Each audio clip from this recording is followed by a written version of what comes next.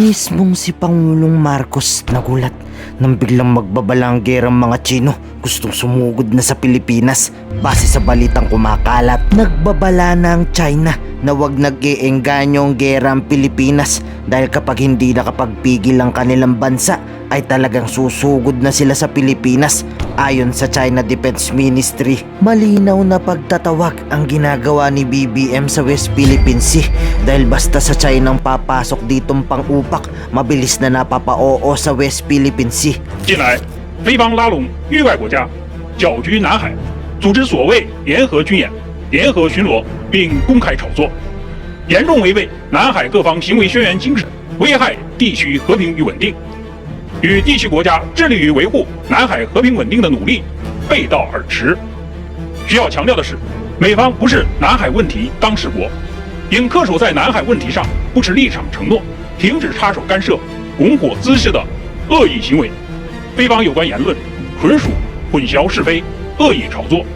非海警船多次非法侵闯中国黄岩岛邻近海域，中方依法采取警告驱离、航路管制等措施，现场处置合理合法、专业克制。中方对黄岩岛及其邻近海域拥有无可争辩的主权。我们敦促菲方不要一意孤行、滋扰生事。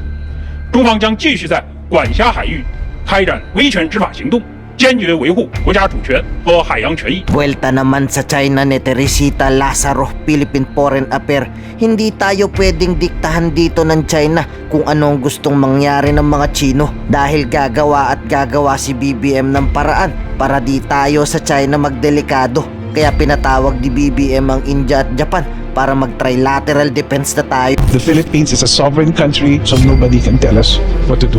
We have to go and seek all like-minded countries on this aspect of maritime. We're developing a stronger linkage also with India. That started when Secretary Manalo, I think, went to India last year, and that was the first time our Indian friends had mentioned the arbitral tribunal decision. Sa mga hindi nakakaalam, iniintay na lang dito ang Indian BrahMos cruise missile na inoffer kay BBM ni Kumaran. Sabay nilang ipapaputok pag nadehado ang Pilipinas at India at Japan.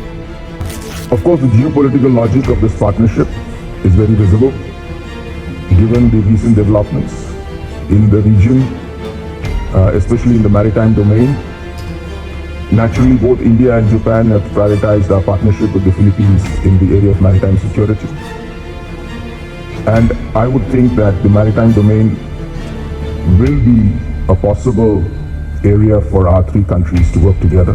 Ayon pa kay Kenichi Matsuda, Department of Mission ng Embassy of Japan, tutulong na sila dito kahit ano pa sabihin sa kanila ng China dahil kung ang Amerika gusto nang sumugod, ano pa kaya Pilipinas, India at Japan?